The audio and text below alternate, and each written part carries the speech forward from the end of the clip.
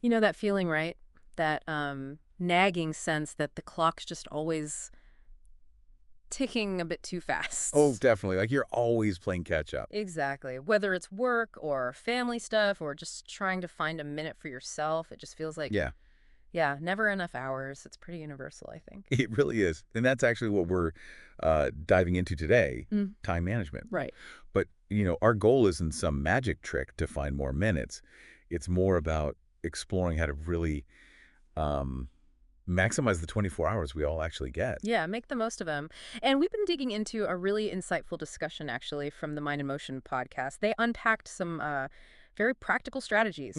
Real world stuff. Totally. So think of this as like your shortcut to getting a handle on how to take control of your time. Not just theory, but things you can, actually do. So you feel informed, maybe empowered, but without getting totally overwhelmed. Good goal.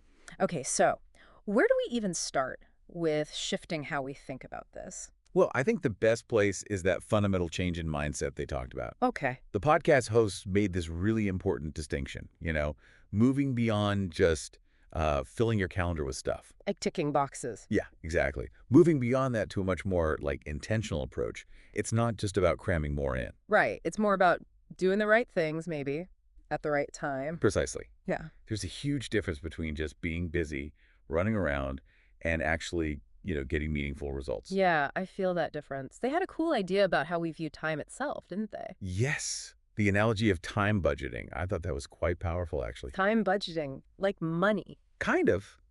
It encourages you to be really conscious about where your time is actually going. To think of it as this valuable, finite resource you're actively investing. Ah, investing, not Yeah, just spending it randomly on whatever pops up. exactly.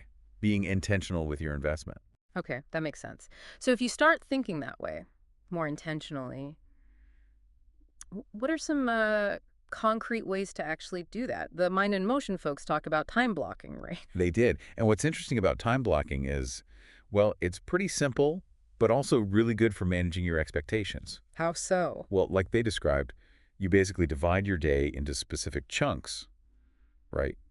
And you dedicate each chunk to a particular task or maybe a type of activity. Okay, like 9 to 10 is email, 10 to 12 is project X, that kind of thing. Yeah, essentially. Yeah. And doing that gives you a much clearer, more realistic picture of what you can actually get done in a day. I can see that. It's easy to have a massive mental list, but seeing it blocked out, Yeah, yeah, that could be an eye-opener. Okay, what else? Also mentioned the Pomodoro technique. Sounds Italian. it is. And the beauty of Pomodoro, with its 25-minute work sprints followed by short breaks. 5 minutes, is it?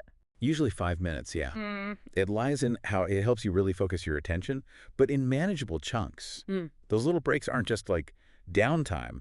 They actually help reset your focus. Ah, okay. So you come back sharper for the next 25 minutes. Exactly. Mm. It improves concentration. And it's surprisingly good for just keeping yourself accountable to the task you're supposed to be doing right then. Yeah, I like the sound of built-in breaks. Okay, and then there was the power hour. Mm-hmm.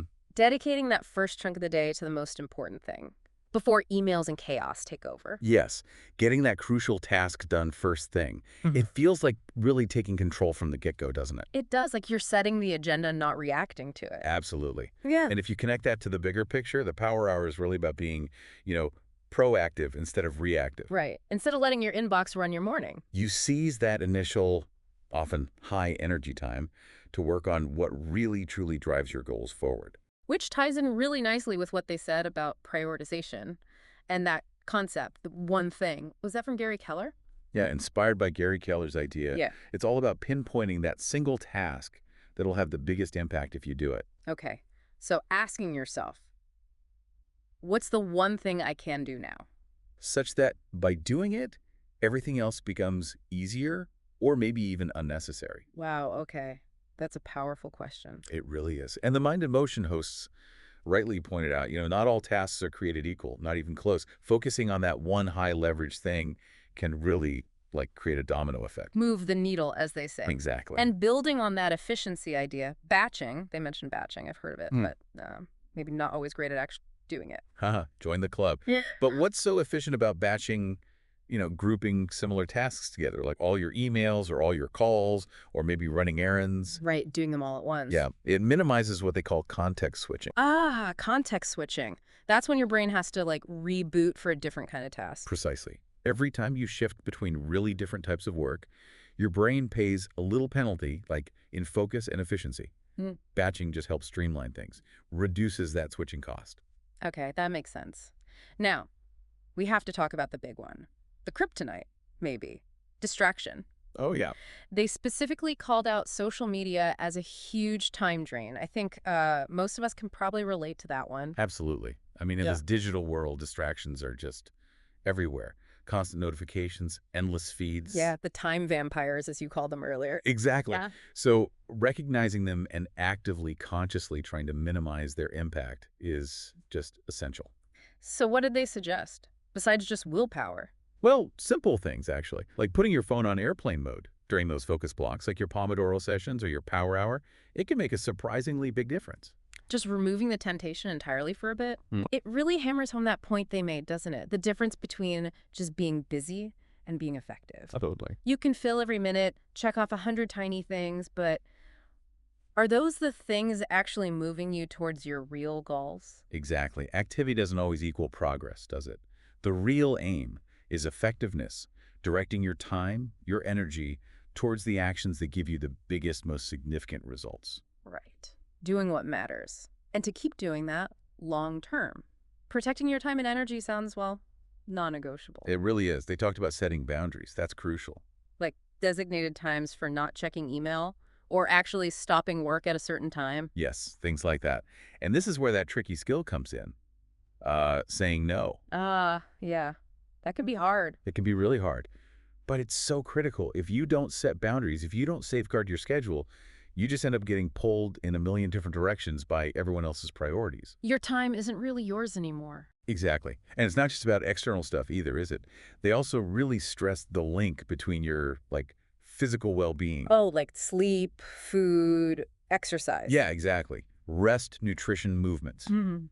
How strongly that connects to your ability to manage time effectively. How so? What's the connection?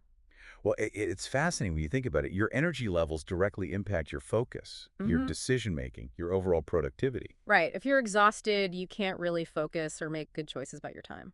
Precisely. So Mm. scheduling downtime, getting enough sleep. Mm. It's not laziness. It's actually a really smart strategic investment. An investment in preventing burnout and just staying effective over time. Exactly. A rested, healthy mind is just, well, a more efficient one. It works better. Okay, so there are quite a few different ideas here. For someone listening who might feel a bit maybe overwhelmed, where's a good place to start? They did mention not trying to do everything at once. Yes, and that's really crucial advice. Start small. Don't try to implement time blocking and Pomodoro and badging and a power hour all on day one. Right. Pick one. Yeah, pick one or maybe two techniques that really resonate with you.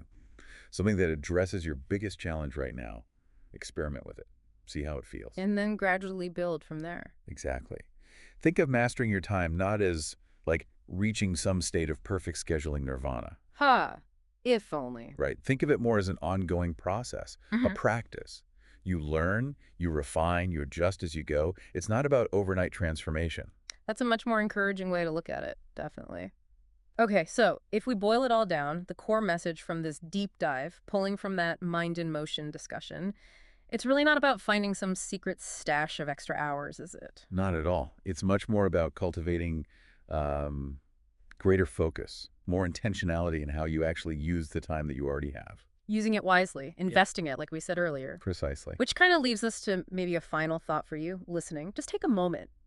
Consider how you are currently spending your most valuable non-renewable resource, your time.